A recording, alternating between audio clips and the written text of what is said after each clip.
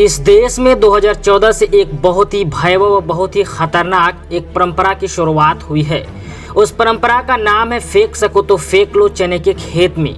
दरअसल इसकी शुरुआत हमारे परम पूजनीय माननीय बाबा सतरंगी द्वारा 2014 में की गई थी, जो इस वक्त पूरे देश में आन बान शान के साथ चल रहा है। मौजूदा वक्त में देश में फेंकने की ऐसी होड़ लगी है कि इसमें हर कोई अपने आप को आगे रखने की कोशिश कर रहा है और इसमें अब कोई अछूता नहीं रह गया है। चाहे वह देश के प्रधानमंत्री हो, गृह मंत्री हो या फिर देश के प्रथम नागरिक कहे जाने वाले माननीय राष्ट्रपति महोदय हो, हर कोई इस लाइन में आ खड़ा हो गया है।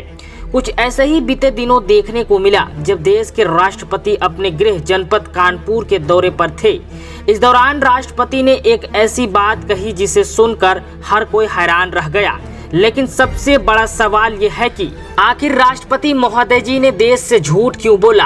आखिर उन्होंने ऐसा क्यों कहा कि उनकी सैलरी का आधे से ज्यादा हिस्सा टैक्स में चला जाता है?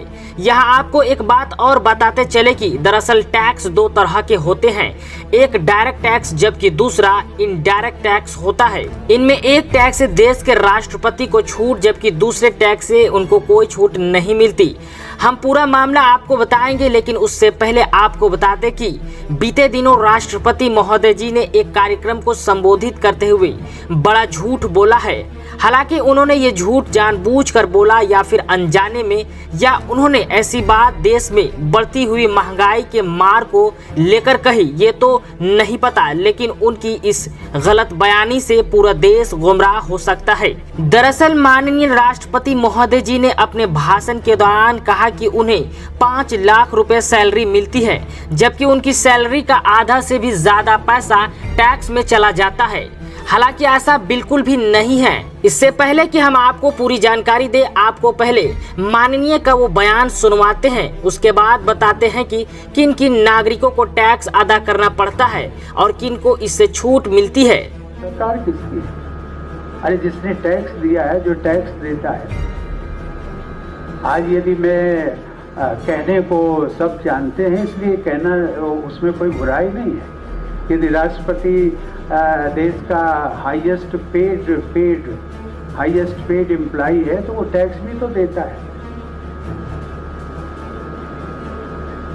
हम टैक्स भी देते हैं 3.25 लाख रुपया महीना, लेकिन वो कोई कहेगा कि आपको, लेकिन जो मिलता है उसकी सब चर्चा करते हैं कि आपको तो 5 लाख मिलता है, कि उसमें से हर महीने 3.25 लाख निकल जाता है। बचा कितना? और जितना बचा उससे अधिक तो हमारे अधिकारी और सबको मिलता है। कि जो टीचर्स बैठी हुई है ना, टीचर्स, उन सबको सबसे ज्यादा मिलता है। मैं इसकी बात का उल्लेख केवल इसलिए कि ये जो टैक्स पेड हैं, आखिर इन्हीं से विकास होना है। जी हाँ, आपने सुना कि माननीय महोदय जी कह रहे हैं कि उनकी सैलरी केंद्र सरकार के अधिकारियों से भी कम है। यहाँ तक कि उन्होंने अधिकारी यानी कि टीचर से भी कम सैलरी मिलती है। यानी राष्ट्रपति जी अपने उस सैलरी की हिस्से के बारे में बता रहे हैं जो 3.25 लाख रुपए टैक्स देने के बाद बच जाती है, यानी 2.25 लाख रुपए की बात कर रहे हैं। क्योंकि 5 लाख रुपए की सैलरी में से अगर 3.25 लाख रुपए टैक्स में चला जाता है तो 2.25 लाख रुपए बच जाते हैं। यानी राष्ट्रपति जी को अपनी सैलरी का 55% हिस्सा टैक्स के रूप में जमा करना पड़ता है। अब हमें ये तो नहीं पता कि राष्ट्रपति महोदय जी इनडायरेक्ट टैक्स की बात कर रहे हैं या डायरेक्ट इनकम टैक्स की बात कर रहे हैं, ये तो वही बता सकते हैं। तो बस आज की इस वीडियो में इतना ही, फिर मिलेंगे एक नए वीडियो के साथ। जय हिंद।